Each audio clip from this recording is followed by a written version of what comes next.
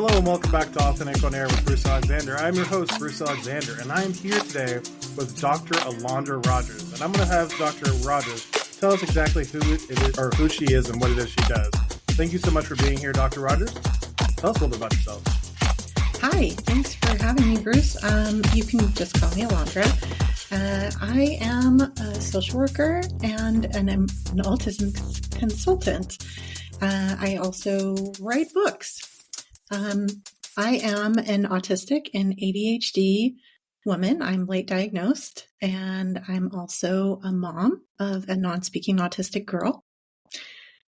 So I have that sort of trifecta of positions where I'm an autism professional, an autism and ADHD individual, and a parent. So you are fully steeped in the tradition of neurodiversity. Yes. And I'm interested in all, every issue that comes up affects me in some way. So yeah, I'm interested in all of it. So talking about late diagnosis, I know that's it's really a hot topic at the moment, but everybody's diagnosis story is different. Tell us a little bit about yours. Yeah. Well, I feel like it's how far back do you go, I first realized that I was different from other kids pretty much as soon as I went to school. And, fast forward through childhood and early adulthood, I really knew nothing about autism. I knew a little bit more about ADHD. It just wasn't something that I thought I needed to pay attention to, so I didn't. And when I met my husband and got married, I always knew, there's something about him that's different too. And, I was interested in mental health, even when I first met him when I was, 20 years old, and I just couldn't figure it out. So what do you mean there was something different about him? Was he different from you, or was he different from everybody? Both. Yeah, we're different from each other. And what I recognize now is that I have better masking skills than he does. And that may or may not be due to, gender norms or just ability, but my ability to mask is greater than his.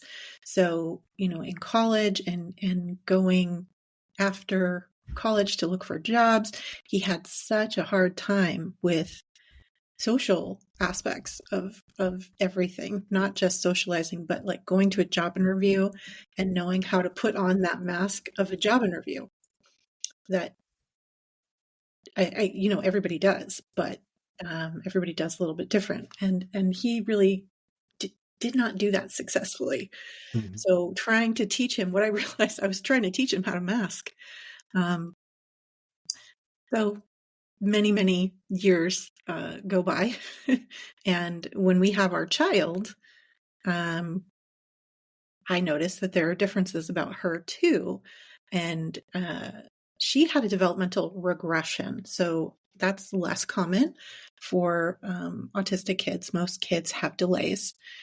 She was on time for all of her early milestones until she was just about 2. And then she lost skills. So in trying to figure out what was going on, I came very quickly to the conclusion that it was autism, but I didn't really know about autism. My knowledge was really based on stereotypes, based on what was portrayed in media. And so my idea of autism was like little boys who wanted to play by themselves. Right. Love trains. Yeah, exactly. I didn't really know anything. And that was remarkable to me because, I had worked in mental health administration, and one of the teams that I supported was the kids team. And I went to their meetings, and one of their meetings was a meeting with families, and most of the people there had autistic kids. And, still wasn't really seeping in. And I remember that. I think about that a lot when I'm trying to do advocacy, is that people are not tuned in. Just trying to think about, where was I But so my daughter was diagnosed at 2.5. By the time that we asked for an assessment to the time that she was diagnosed, I knew instantly that that's what was going on with my husband. And I called his mom and I started asking his mom questions about, what was he like when he was little?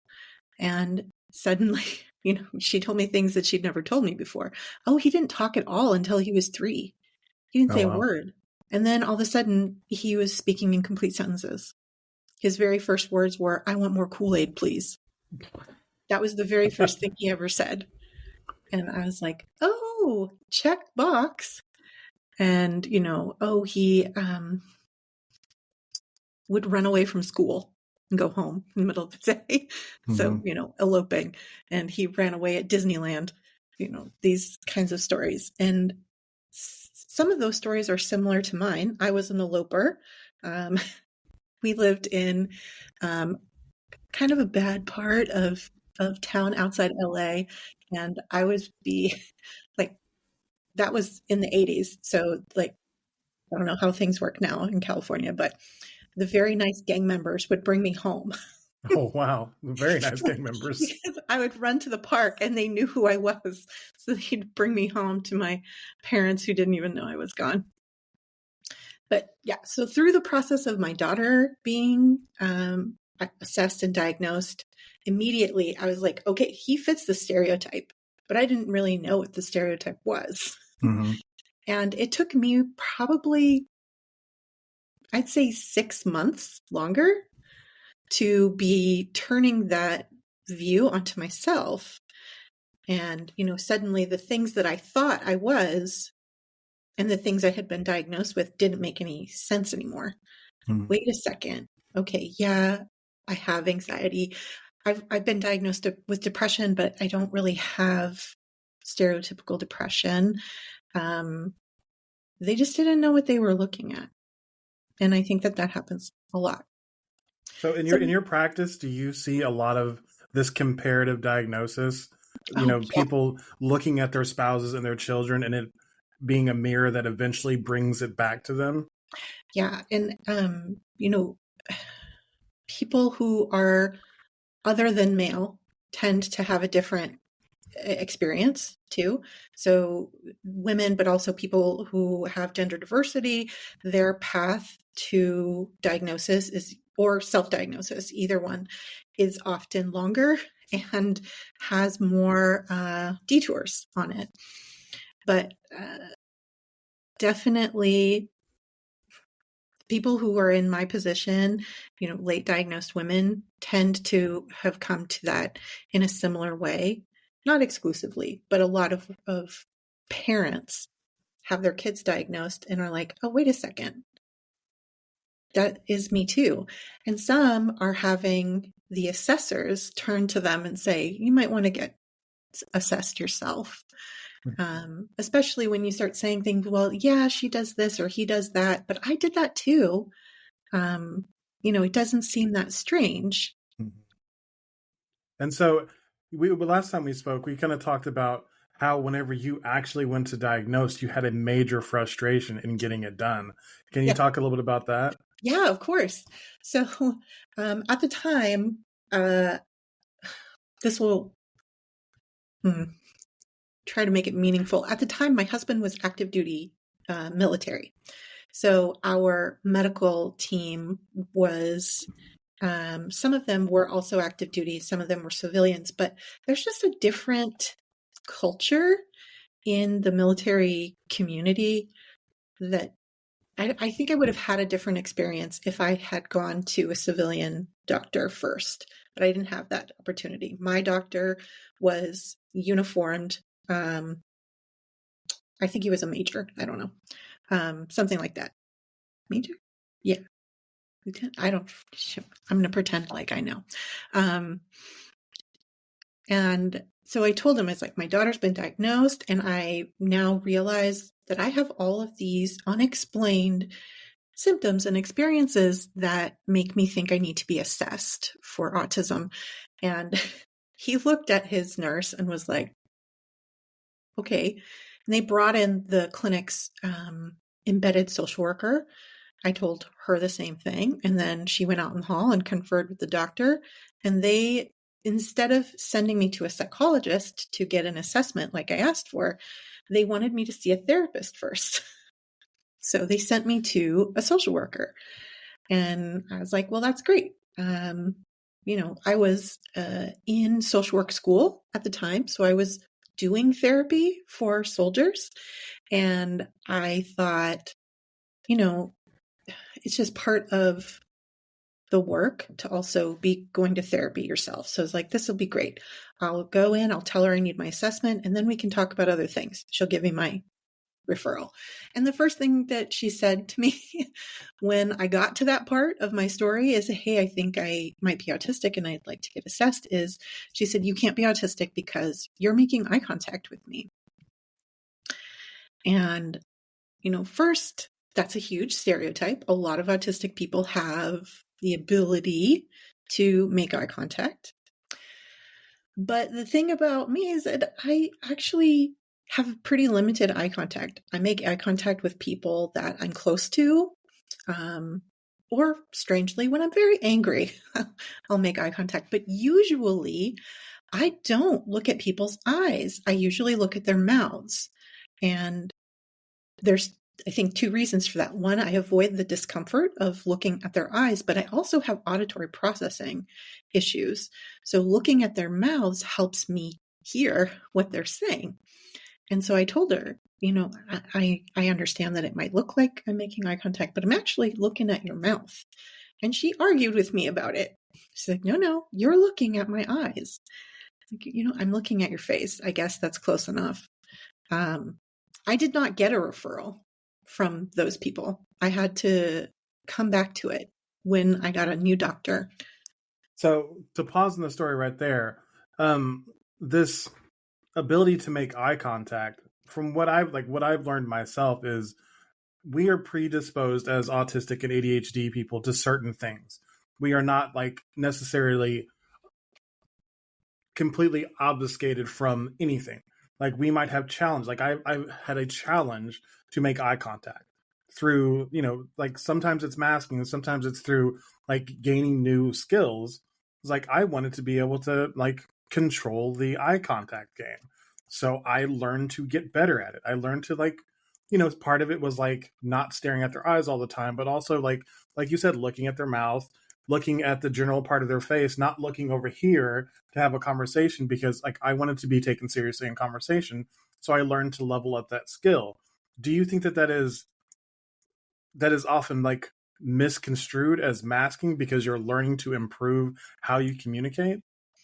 I think it depends. And in autism, kind of the name of the game is heterogeneity. What that is just a fancy word for meaning diversity. So everybody's brains, there's actually studies on brain wiring. And I love this part. I was going to bring this back up. So yeah, do this whole thing. I told you about this before.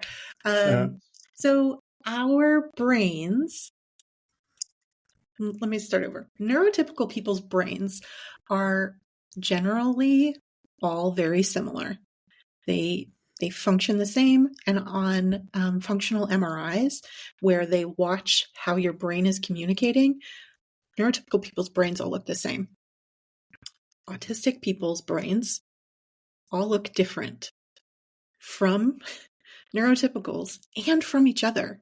So there's general similarities, but autistic people are not all the same. We all are different. And so in every single trait or symptom or however you categorize it, you're going to find a lot of diversity. So for some people, so my daughter is, she's 12. She's non-speaking. She does have a communication method. So I'm able to talk to her and, get responses. So for her, she says that eye contact causes her physical pain. And that's not an uncommon statement. So for her, could she work on that? If she wanted to, she could. I would never push her to do that. And I never have. And I really think that there are truly, autistic people who cannot work on that and get better at it without causing themselves harm. So I think it's very important that people like teachers and parents know that pushing people to learn skills can backfire.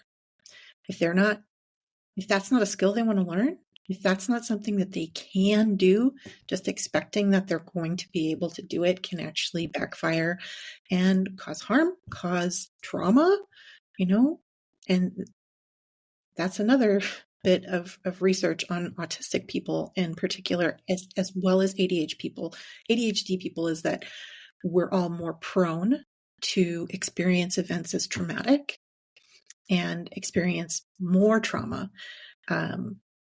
even despite that. So what would typical people would experience as trauma, we are exposed to more of those kinds of experiences. And I want to say something judgmental, but it's neurotypical people who are responsible for that. It's not our fault. Well, and then, to further worsen that situation, neurotypical people don't have to deal with the dialogue of the thing that they just did in their head constantly running. So Right. The traumatic thing happens, no matter who was caused by, then it's re-traumatized by us reliving it in our heads at least once, and sometimes many, many times over, as we continue to beat ourselves up and say, I should have done this instead of that, and guilt ourselves and shame ourselves. And so it's like this never, it's not never ending. It can be ending. You can, this is another thing that with the right work, and it all goes back into like the pain game, is like, is the pain you're in worth gaining the skill, or would gaining the skill cause more pain than just surviving the way it is? Because it all goes back to that. It has to be the choice for the individual. Absolutely. They have to decide, because that's the difference between trauma and growth. Mm-hmm. Absolutely. Is making the decision to do something hard because you can do it. But also, autism is a disability, and it's okay if you can't do some things. It's okay. Mm-hmm. So my daughter makes eye contact very rarely. When she does, it's always about a superior type of connection. But most of the time she doesn't, and it's okay. For me, eye contact feels intimate. So if I am having eye contact with someone that I don't have a strong relationship with, I feel really uncomfortable. So I can, what I learned to do as a child is to look at someone's face without looking at their eyes, to accommodate, my grandma telling me, you look at me when I talk to you, and my own level of comfort. So that's a compromise that I have made, and that has worked for me. I would say my husband is in the middle. He makes eye contact sometimes. He can if I, ask him to, but at the same time, I don't need to ask him to, something that is really important for people to know is that for an autistic person, we don't filter information the way neurotypical people filter information. So when I look at someone while I am trying to think or do anything else, I am now getting so much more information from you that it's distracting. So I notice one of the things that if I'm trying to mask that I try to do differently is when I am speaking, I hardly ever look at the person because I'm trying to think, and I can't think and look at you at the same time. So if, I'm sure if you watch this later, you'll watch like every time I talk, I'm like looking over here because I'm trying to think about what I'm saying versus, how are you reacting? How are you taking it? Are you understanding me? Like, I can't deal with all of that stuff. Right. Yeah. And that's like all that feedback is a lot. And as a coach for ADHD parents, and, I don't coach anybody who's currently identifies as autistic, but there's some of that in there. It's the urging for them to understand why they're doing what they're doing. It's Yeah. like, if you're masking, are you doing it for a reason that is worthy of shrinking yourself? Because on my last episode, I talked to a person who talked about their autism, and how it is important to go out go out softly, come home safe. It is this idea that there are certain amounts of things that are worthy to shrink just a little bit because you get to come home alive.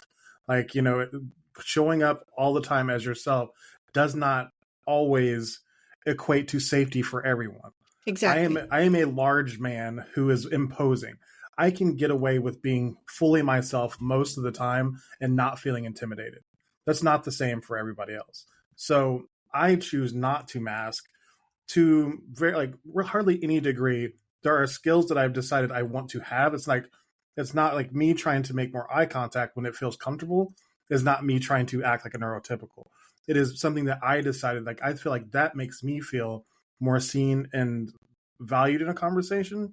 So I want to offer that as an option for other people. If it doesn't feel right in a conversation, I don't try to press that, because it's something that I want it to be an exchange. Like, I all want it to be a better exchange between other people. So it's not about me trying to shrink who I am. It's me trying to be the best version of myself, directed towards exchanging with other people in those spaces. And I think that, that's perfectly okay. My sort of social work perspective on anything is that people get to do what they want to do so long as it's not hurting anybody else. Mm-hmm. And I always want to hold space for people who cannot do that. That's okay too. Mm-hmm. And I think it's worth mentioning here that masking can be, and it's not, just eye contact, it's, masking in the broad sense can be automatic, can be something that you're not even aware that you're doing for safety. And that varies from what your identity is, but I think it's a common experience for a lot of different people. So I think as a woman, I might mask in certain situations that I might feel threatened without even thinking about it. And I think I would be remiss if I didn't mention that, like, there was recently a shooting by police of a Black autistic 15-year-old boy. And that should remind all of us that there are risks to not masking, unfortunately. And part of that is, once again, being aware of your capacity, and what the deficiency is between where you exist and where you are, like, what your place is in neurotypical society. Like, once I understood that a lot of the things that I was showing up as in neurotypical society was because I was told, sit still, don't talk when other people are talking. I was told to shrink who I was, and I just did that because that's what, like, authority figures were telling me that's who I was supposed to be. As I grew older, and that, like, those urges were still there, and I was still hearing those same things, I was able to do, work on myself and realize that they're not allowed to tell me that. Like, it's my choice to decide how much of myself I want to give to people. And Yeah. if they don't like it, they can remove themselves from my space. And then I was able to, like, understanding that first was a huge component, because if I didn't know where all of this stuff was coming from, I didn't know how to make adjustments to then understand, like, what is me, what is Mhm. actually me. And then once you understand who you are, then you can start to say, okay, this is the piece that I would like to bring back into myself, to then go out into that society, because it's important to do A, B, and C. Like, I need to go get a job, I need to make money, I need to be able to, have a relationship with friends or whatever. Once I realized all of that, then it was like, okay, I'm going to work for myself because I don't want to try to show up at a 9 to 5 job and be unhappy all the time to make dollars that didn't really buy happiness. I remember being 18 years old, graduated from high school, and I was going to community college, and I had to work a full-time job. And I remember coming home after like week 2 crying, like, I cannot do this my whole life. This is misery. I was like, I definitely am going to go to college and do what I want to do. And I sort of do that now. Close, but not quite. Well, because my daughter has really high needs, I have to be really flexible. So I definitely have that. So it's mostly worked out. I thought I would do therapy, but no therapy for me. Not yet, at least. Not anymore. Yeah. I actually really do like consulting because I do have flexibility, and I have a lot of prominent ADHD features. Like, I like change and I like doing different things. So I like having different projects come up and people with different issues than the last person that I helped. I enjoy them. Moving through all these different spaces and dealing with, ADHD and autistic people on so many different levels, what do you feel like the biggest challenge to showing up as yourself is, like, that you see comprehensively? I am a natural oversharer. So when I was in therapy school, I was very observant of boundaries and rigidity about sharing anything. And now there is, in therapy, you can like disclose something or talk about some experience for yourself, and they call it the use of self. And I was really nervous about ever doing that because I didn't feel like I couldn't predict what the consequences would be 2 or 3 steps down the road. So I didn't want to do that. But I felt inauthentic in that way, that I couldn't do that. And so as a consultant, I still struggle with that, but I believe that part of connecting as an autistic person is doing that, is saying, I see you because I know what that's like. Here's what it was like for me. That matters so much. I think to me as an autistic person, it matters. And to neurotypical people, we're always told, don't make it about you. But that's how autistic people connect is, yes. I know that you know, because you just told me that you had something just like that happen to you. So it's really helpful. Yeah, as a coach, that's everything about earning the trust of the client, is like, you have to know that I see you. And if I'm dealing with, exclusively ADHD and autistic people, they need to know that I've been through it, or I've been connected to it to a degree in which I can explain it back to them basically as if I've lived it. And once they've heard enough of those stories, they're able to stop thinking I'm judging them while they're sharing their truth. And that is like, up to that point, it's just, us like, kind of tiptoeing on eggshells, because they're like, I can't really open up to tell you what I need to tell you until I see that you really get me. And I still think it's really important to have boundaries. Like, I'm not going to share some intimate detail like, I got an argument with my husband yesterday and I'm going to tell you about it. That's too personal. But to be able to tell someone, I have a child with high needs and I know what it's like to struggle to do self-care. Like, that's something that I want to be able to share in a way that is meaningful. So I still struggle with, okay, where's the line? But I always err on the side of caution. And so, as luckily for me, being a life coach, that boundary is totally different.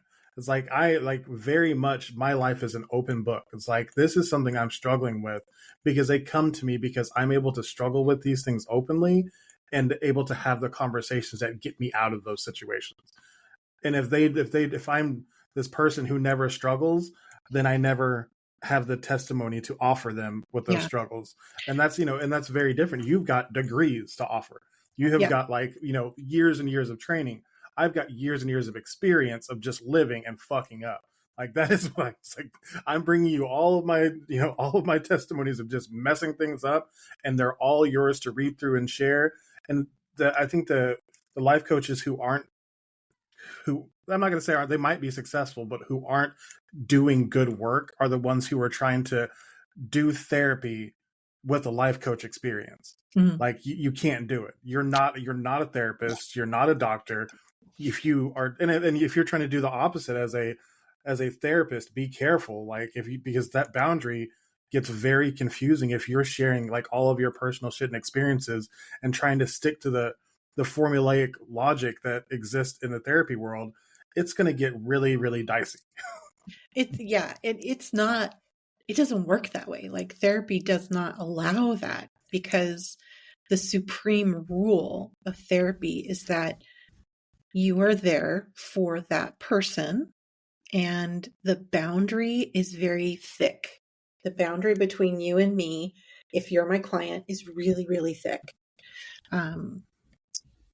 Because you don't want to cross any lines. There's also a power differential when you go to a professional, whether you realize it or not. There's a power difference. Mm-hmm. So as a therapist, you have to be really, really careful with that power.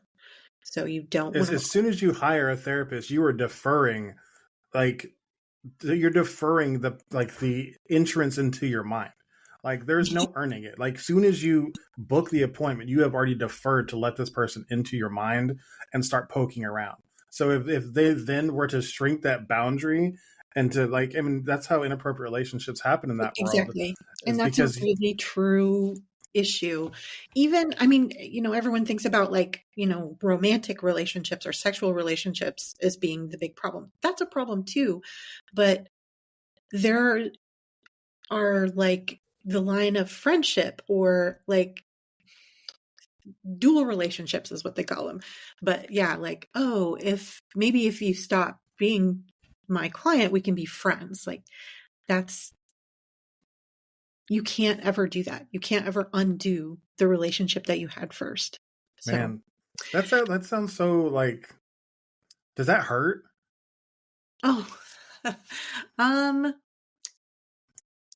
I would think that it's more concerning for the client, because when I did therapy, so just to be clear, I have a non-clinical license right now. I don't do therapy. But when I was doing my internship or whatever, you have learned all the rules of therapy, and it's very clear to you what those are. So it did not bother me at all, because I felt like having those boundaries is a duty to your client. That's the right thing to do. That mm-hmm. preserves their safety and trust. So it never bothered me. But one of the ways I think that therapists and the institution of therapy fails clients is that we never educate clients on what therapy is, what it looks like. What is this relationship? Because, if you've never gone to therapy before, how are you supposed to know what it's like? It's just, a lot of people think that they don't need therapy because they can just talk to their friends, because that's what it feels like. Right. When they go to therapy sometimes, is you're just sitting there talking about your problems. But there is actually something else going on. But if you never explain that to people, then they don't know. Well, what's the explanation? What should the therapy world be telling people? Well, I think they should be telling people, what is this relationship? So as your therapist, I'm not a friend. I'm not someone who's going to fix your life for you. What we're going to do, and it depends on what your goals are. Some kind of therapy is like, we're going to spend years talking about your childhood and how it affected you and how you can repair. Or you might want to do 10 weeks of therapy to get over your divorce or something. It totally depends. But I just think that it should be talked about. And there's just lots of things that aren't talked about. I think every time someone starts therapy, the therapist should remind them, I'm a mandatory reporter. So if you tell me about anybody who is a vulnerable person, a child, your grandma, your disabled cousin, if there's any kind of abuse, and it doesn't just mean, hitting someone. It could be, my brother's taking money from my grandma. That's a reportable issue, and people should know in advance. Yeah, I never had any desire. So there's these worlds that I always thought I would have to go in to do the work that I was called to do. I would either have to go into the world of the church and be a pastor, or I would have to go into therapy or counseling. Like, I was like, that's where I would have to be. So I always pushed this calling away because I didn't want to like have that thick boundary between people, or I didn't want to have that super strict dogma to live by. Yeah. None of that sounded any kind of good to me. When you do life coaching right, when you are like completely willing to create a space that is where first off, I have to have my plate clean. I have to be willing to be totally vulnerable and honest. So whenever you come into my space, I'm able to hold space for you, create, and like, if my soul is clean and I can hold up a mirror so you can just see what you are dealing with, and I can just hold space for that and ask the right questions to deal with what is on your mind and what is blocking you from whatever it is we've decided that you want to get to. That is literally all I have to do. And then just hold you responsible for the goal that you stated as we move forward. It's like, you stated this is what you wanted. Are you sticking to it? And it is really so powerful how something that simple can get so much done. It's like, but it's like, as soon as I'm not being honest, as soon as you're not being honest, it doesn't work. Like, if you're hiding behind your lies to yourself, if you're not being honest to the questions you're asking me, there is no transformation. If I'm coming into it and I've got my own baggage I'm carrying into it and I'm triggered by what you're saying, I am not going to be able to hold space in the proper way, and it doesn't work. Like, it was so interesting to see all this happen. Yeah, and I don't want to. Therapy is transformational too. Especially if you have a therapist that you do connect with. Mm-hmm. It's really wonderful and powerful. I had an experience where I had weekly therapy for 2 years, and it really did change my life. That was before I went to therapy school. But you know what? It's not for everyone. There's a high rate of burnout because you have so much emotional investment. Mm-hmm. And I know for me that as a working 40 hours a week during therapy, I don't think I could do that. And part of that is because of some of my autistic traits, like hyperempathy. Mm-hmm. I can't not feel what the person is feeling.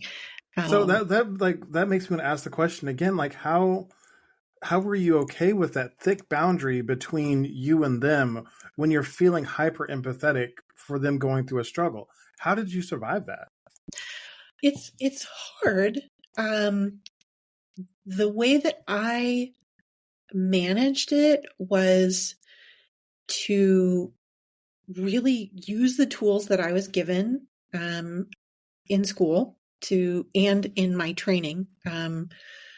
School gives you a lot, but also, like when I did my internship, I had a senior social worker that I worked with he was awesome. He was like 40-year veteran, had a lot of experience doing therapy.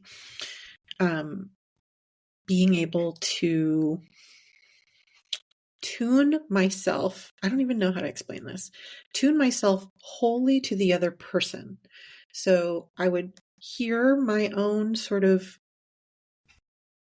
thoughts about what was going on, but in a sense, like I'm outside of me and totally focused on the other person. That level of emotional effort is not something that I could sustain 40 hours a week. Mm. But I still found myself really emotionally invested in my clients. And my very first experience with therapy, I worked with soldiers who were transitioning out of the military. There was this special unit for soldiers that had been injured or were ill and were transitioning out of the military. So I did kind of short-term therapy with them. And I still remember the very first patient I ever saw. And I so hope that he's doing well because he had been through unbelievable things. And yeah, I was really emotionally invested. And there's a very fine line of how much investment you should have. Mm-hmm. And I don't know if I would have, ever got that right. Because yeah, I don't know how to completely turn that off, but I think I did well while I was doing it. But I'm also, I'm very glad to have a different model to work on now. And that's the consulting, right? Yeah. Yeah. And so this something that I've been uncovering as I've been doing my work with my clients is we are like, as ADHD and autistic people, we are taught for so long that everything that like our impulses are wrong. Our inner voice is stupid and it's lying and we should not listen to it. If like our urge to move is wrong, like everything that we're doing is just wrong. My goal has become to help people start to retrust that impulsivity, retrust that inner voice that tells you it within a framework. Like not to just, uncage the beast and let it run wild, but, to live by a code, like a standard of living, and then to trust your inner voice. Yeah. What does that make you like? What do you think of that? What are your thoughts? Yeah. I actually have a little phrase for that, and I call it living a neurodivergent lifestyle. Mm-hmm. So there's a lot of aspects of that, but one aspect of that is listening to your own needs and being able to understand them. So that's really tricky when you're talking about impulsivity because some impulses can be dangerous. Yes. People have like impulses to do drugs or have risky sexual behaviors. Like these can be damaging to you. So on the one hand, you have to determine what's the need behind the impulse. So if your need behind the impulse is something you can recognize, like I'm low on dopamine, then you can make a good choice about doing something a little bit different. And movement is always a great way to address some of those impulses. Yeah, and what I've found is that a lot of it is we misconstrue what our inner voice is telling us because we've got so much junk in our head. Like, and part of my program is like teaching people how to get the junk out of your head. And then like first thing in the morning, you have to do like a meditation and then like we use what's called the stack. It's this program where you are able to basically have a conversation with yourself and work through whatever feelings you are having to start the day. Then you do some movement. Then you put some love into the people that are important to you. And that allows you to like kind of weaponize your mind to be able to actually hear what you're trying to tell yourself versus having all these distracting thoughts saying like, I need to take care of my body. Like there's, all these things running through my mind because I haven't made any peace there. I'm ignoring my wife. But as soon as you do all those things to start your day, all of a sudden you're free to actually think about what is going to drive you forward today. And it's been pretty powerful. Yeah.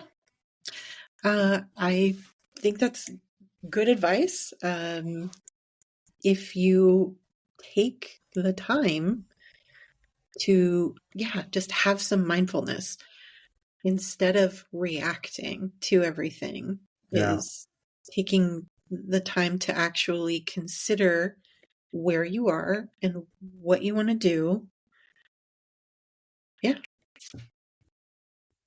So, as we're just going to start to wrap up here, but before we get too far close to the end, you mentioned as like you were going through the process of diagnosing your daughter that she reverted on some of her skills, and I didn't want to go without talking about that part. Like, Sure. how did you find that? How did you find the reversion of your daughter in this process? Yeah. So she had this noticeable change.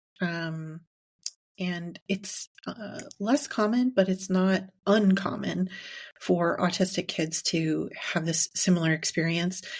Hers was quite dramatic, and that's a bit unusual. So she developed pretty normally. Looking back, she had a lot of sensory issues. And by the time she was about 9 months old, I expected that she would get a diagnosis of sensory processing disorder. But, she was speaking, she walked early, like she was walking at 9 months old, because I think she had a tremendous drive to move. She used to cry if she wasn't moving. Like you had to, my husband would say she's like a shark. She can't stop moving. So, and before she could do that on her own, we would have to be moving. So carrying her around, I would wear her in a little, whatever, Carrier. little carriers. I couldn't think of it. And take her everywhere, all around the house. But I'd say about 18 months, I noticed something change. She just stopped talking as much. And very gradually over months, she started losing speech. She stopped responding to her name when I would call her. She used to look. She stopped doing that. She started having kind of different behaviors than she did before, where she had a glow stick. Like my husband had these like military glow sticks in his kit, and he gave her one day, and she held on to that glow stick 100% of the time she was awake. And she'd fall asleep, and when she woke up, she would look for her glow stick. And she didn't play with any other toys. It was unusual. And it was very interesting because her pediatrician, when I came to her and said, I'm having concerns that she's losing skills and I would like her to have an autism assessment, the pediatrician said, well, she said hello to me and she waved and she's looking at me. So I don't think that that's a problem. But if you want a referral, you can just call these people yourself. So she gave me this little pamphlet. I called them and they made an appointment, and like 2 weeks later they saw her and they told me they were absolutely certain that she was autistic, and they called in favors to get her diagnosed quickly. So at the time we were living in Kansas, and the wait list was 9 months to get seen at one of the 2 places in the state that did autism assessments. And this local county 0 to 3 program was able to get one of the universities to come out and do 6 autism assessments for the military, because we lived in a rural community in one day. So we did get her diagnosed really quickly within 2 months. That's a pretty that collapses the time for the assessment, which is nice, but for you that means that like speeds up your time to grieve the life that you knew. How did that affect you? It was very I don't know if I don't think of it as grief. I just think of it as like orienting.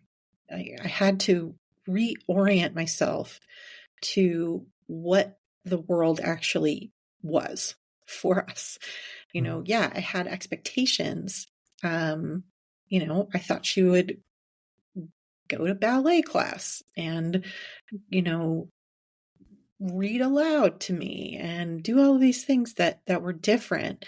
And in my mind at that time, I thought, the faster we get her diagnosed, the faster we'll get intervention and, things will just be normal. Eventually she'll just be pretty much like I was, like weird, but, okay. Things are different than that too. I've had to reassess what is many times. Yeah. And I've never thought of it as grieving because I'm lucky to have her and I love the way she is. It is different than pretty much anybody else I know. I mean, the reason why I use the word grieving is because we build these lives, like those, these whole lives of imagination, my kids as well, with like based on certain things that we think that we know. And then life happens. And it turns out that life is not going to happen. That life it's dead. And so for me, like a process of grief, like grief is not a bad thing. Grief is a necessary action to be able to move on properly to the new life. And so for me, like I say, grieve that because you seem like you were very like all into the life that you were leading and you're not like, regretful of any of it. So like, it seems like you did grieve that, but that's just me on the outside, not having that much information. Yeah. I mean, I processed the change. I did. But that's an ongoing process too, because I have had expectations change all along the way. Pretty much frequently. And I am comfortable with that if I know, this is so funny. I'm comfortable with the changes if I know what to expect next. That makes me feel safe, as long as I have some kind of control, which of course is just silly because I have no control. Exactly. But the way that I cope with that is like, okay, what's the next thing I need to do? How do I help her? And I've been really lucky to be able to do a lot to help her, especially with communication, because she has absolutely no language. She occasionally says yes, but that's it. So having communication means everything. So yeah, once we get over kind of that initial, like, okay, things are not going to be the way that I thought they were, then you make a new picture in your mind of what it's going to be. And then you adapt when it's not like that either. Do you feel like the combination of your training in the fields that you've been trained in and your ADHD allows for you to adapt that picture faster? I absolutely do. Yes. So it's like you said, as long as I'm okay with the change, ADHD, as long as I know what's going to happen next, and because of Autism. your yeah, but you also have the training to understand what is likely to happen next, and that is so that's actually the perfect mix of things happening. I do feel empowered by my training to manage whatever happens. And that has come in handy in lots of different experiences in my life. I definitely feel like I have a handle on it. I also feel like this is terrible, but I also feel like when I go to providers, my daughter's providers, and they know that I have doctorate, that they treat me differently. Oh, that's not terrible. I mean, well, yes, it's terrible for them. It's great for you, though. It's great for Obviously, me. It's yes. not fair that they don't treat every parent like that. I mean, but then you have to be balanced the fact that you're a woman, and then they It's, take you less seriously because you're a woman. So maybe you get treated like a regular person just you because you know, have a doctorate. one of the things that I actually make an effort to do is to make sure that all of her providers are women, and that's part of the reason is that there's an equality there that I don't have to deal with Yeah, absolutely. when it's a male provider, because that is one more thing to have to deal with. And I do absolutely love her providers.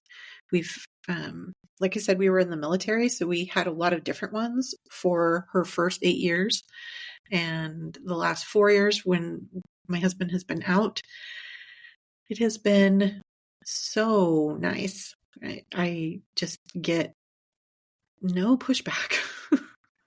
Well, speaking of like providers, resources, on last week's episode, Autism Speaks came up, and I was okay. That face was something that was new to me. Like Oh yeah. I did not know. Like for one, being on the spectrum is something that is also new to me. So I had no correlation to Autism Speaks, but I was told, and you are somebody who's knowledgeable in this, so I wanted to just to counter check it, that Yeah. there's no autistic people on the board whatsoever, and that it is very much, it is about curing autism versus giving resources to help autistic people So exist as they are. let me give you a little bit of nuance. So first, Autism Speaks is the biggest autism charity in the world. They are incredibly unpopular with autistic people. They're pretty popular with parents of autistic kids.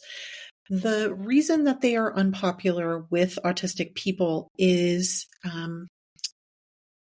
most of their history. So they were created by some grandparents of a child who was autistic in the 90s, and their goal was to cure autism.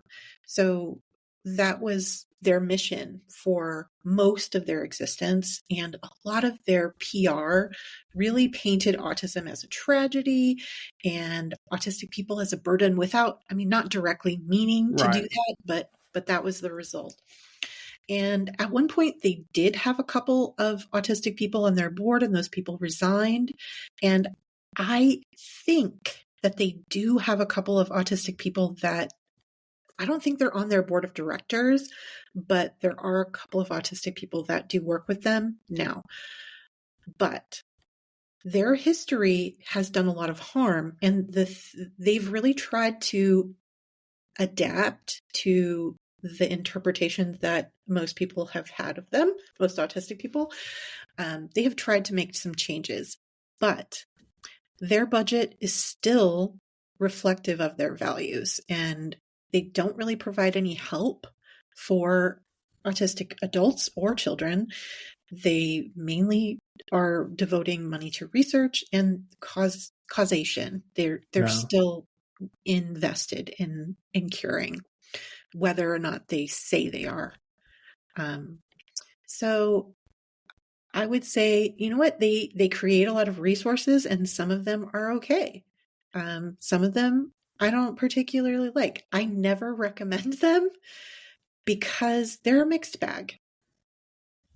So who do you recommend if you were looking for resources for ADHD and autism? What are the resources that you suggest to your clients, to whomever? Yeah, I mean, I think it depends on, what are they looking for? What do they need? I mean, there are some really big organizations that have all kinds of resources, like especially for ADHD, like CHAD is a huge organization that has all kinds of resources, has been around forever. So they have tons of articles on everything. For autistic people, I would say, what is it that they're looking for? There are organizations that are devoted to different kind of aspects of autism, or like there's the Autism Self-Advocacy Network. which is focused on autistic adults. There's the Autistic Women, and I think non-binary network. I'm not sure if their name is reflective of, gender inclusion. There's the Yellow Ladybugs, which is for autistic girls, or they probably also are gender inclusive. It depends on what you're looking for. It's kind of hard to say. Like, this show is primarily for parents, like adult parents who have ADHD or autism, which means that there is if they have children, there's a likelihood that they are probably parenting it as well. But I'm trying to focus more on being a resource for and helping provide resources for the parents themselves for ADHD and autism. Yeah. Well, I would say that another organization that I want to mention is Neuroclastic. Neuroclastic has tons of articles on various subjects. And is it called Embrace Autism? They also have lots of scientifically focused information that is endlessly useful. But broadly, if you're looking for resources, you should consider the sources. So I definitely think that following on social media, other parents or organizations that reflect your values and your needs. So yeah, if you're an autistic parent and you want to find other autistic parents, yeah, look for them, take a look at what they're sharing. And don't be afraid to unfollow accounts that aren't reflecting your values. Mm-hmm. In the autism community, there's so many creators. Some of them just share kind of humorous content. Some of them use their children as content. And I'm not a big fan of that, actually. And then, there's people like me who are professionals and autistic and parent. So I think casting a wide net and just following a bunch of accounts and unfollowing ones when you think, gosh, that's not really for me, that's okay too. And I think that's really important that you mentioned that, because a lot of people feel like once they start following somebody, feel some sort of loyalty to to the accounts. Like, well, I didn't like that one, but they provided me so much or whatever. It's like it's okay to just no longer align with what somebody's posting, because social media is a world of constant evolution, and people are trying to attract new people all the time. So they might pivot at any point and stop making the content that brought you there. It's okay to back away for your own mental health. It's important. It's actually important to do it, to say this is not something I want to see on a daily basis. I don't want to be guilted or shamed or fear on my feed.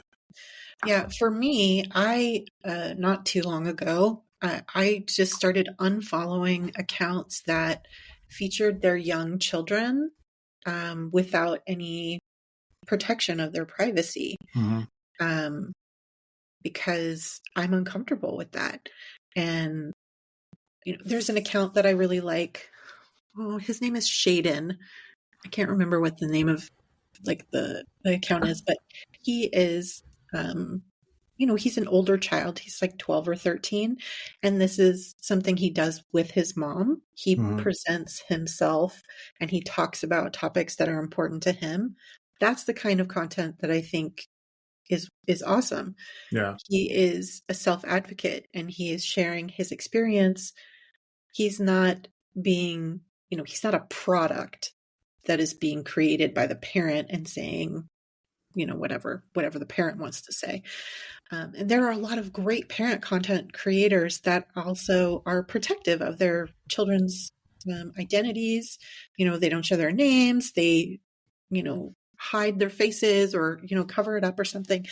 I really do respect that. I respect the desire as a parent to share with other parents, what you have learned. And I do that. I don't share images of my daughter because she can tell me that she doesn't want me to. Yeah. So I know that her privacy is important to her. And that's part of the reason I think that I don't really enjoy accounts that follow around autistic kids, especially if they don't have communication. Like they can't really consent or, not. Yeah. I mean, and of course, like, to me, it makes sense that it would not feel good to you. Like, for like, very similar to me is like, it took me a while to understand the downside of sharing my kids on social media. I didn't like do it a whole lot, but like I wasn't actively not doing it. And now, like, so if I use a picture of my family as like a thumbnail for a YouTube video or something, everybody's face gets blurred out except for mine. It's like, yes, my family exists, but to you, they're just an idea. It's like, I will share the idea of my family. You don't need to know exactly who they are. You just need to know that I have a family. And sometimes I feel like I'm failing them. And that is, that's part of my platform is like, I mess up sometimes, but I constantly keep showing up and trying. But that was not how it always was. And it's okay to make those mistakes and realize like, oh crap, I've been oversharing. But at some point you have to take responsibility of the fact that you are putting tons of photos of your children out there to be used however. And then in the case that you were speaking of, you're putting entire stories and narratives about children out there that they don't get a say of. And at some point, they might be made aware of that and completely disagree. Like over my shoulder, one of my kids was like, why did you blur our faces out? And I was like, because you're not old enough to make the decision yet. And that's, and that's okay. And whenever you are, you can have your own social media. Like, And I don't want to share that. Yeah. My thoughts about especially about non-speaking kids is a lot of parents will be like, they don't even know. They won't. And I'm like, no, if you don't have a communication, you do not know that. My child has such eagle eyes. She can look at my phone upside down from, 8 feet away and know what I am doing. But even worse than that, even if they didn't know, you do. Yeah. Like your responsibility is to protect them, to protect their stories, to do what is best in their, best for them, and sharing their story without their consent is not what's best for them. And if they can't consent, then don't fucking share it. Yeah. Like it's just, that's my opinion. Yeah. No, I am of the same opinion. And I think that you have to really consider like, what's the value of that, of sharing something personal about your kid. And I always think about my own mom. Like if social media had been around, like, oh my God, we would have been humiliated children. Have you watched America's Funniest Home Videos recently? Like I started rewatching it with my kids, and it's still funny, but so much of it is like shaming children and like, it's just like all of a sudden you realize how jacked up the 90s were. It was like, oh my God, like, it's like people would just get hurt like tragically, and it's like, I got it on video. That's and it's the like, thing. I always watch this and go, oh my God, do they have to go to the hospital after this? It's like nobody cares as long as it's recorded. Like we might win some money for this. And like I'm talking to my oldest daughter, and she's like, that wasn't funny. That was really uncomfortable. And I was like, what humor has changed drastically in the last 15 years. It was okay to shame people, to maim people, to do whatever to get a laugh. And everybody was in on the joke. Everybody was okay with it. And now in like this, the landscape has shifted so much to where like, if there is a person in the center of this joke being hurt, it's all of a sudden we realize it's not funny. And it's just realizing how much of the content over the last 20, 30 years was built like based upon that.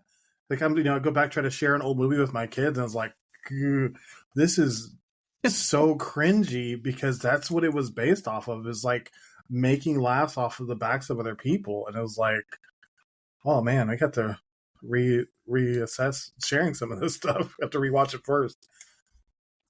But that, I think that's a pretty good place to stop. But I want to make sure you give time to share your like what you like, talk about your consulting, your Instagram profile, anything that you'd like to share to the audience. Okay. Yeah. I'm the author of 3 books. 2 of them are on self-care and community care for parents of children with disabilities. And both of those are called Thriving Together. And I also have written a 3rd book called Meeting Myself in the Dark, which is a shadow work journal with prompts for neurodivergent people. And all of those are available on Amazon. And you can find my social media profiles. I am on Instagram and Threads, which is the cool Twitter. And my handle is just Dr. Alondra Rogers. And the name of my consultancy is Divergent Autism Services. So you can also find my website where I blog occasionally. Yeah, that's it. And if you just want to send me all of that stuff in an email, I'll post it all in the show description so people can find you. This has been a great conversation. I really, truly enjoyed it. To my audience, this has been Dr. Alondra Rogers, and I hope that you gained something from this conversation. And I'm Coach Bruce. And if you are looking to really find that inner voice we were talking about earlier and learn to trust the impulse that you have, feel free to go to my website, AuthenticIdentityManagement.com, and set up a consultation at /consultation. That is AuthenticIdentityManagement.com /consultation. And we can set up a free conversation, and we can give you a few strategies on how you can start living your life on purpose and stop being at the whims of what all is happening to you in your life. This has been a great conversation. Hang out with me for a minute and we will wrap this up. Thank you, everybody, for listening. I will see you again next week.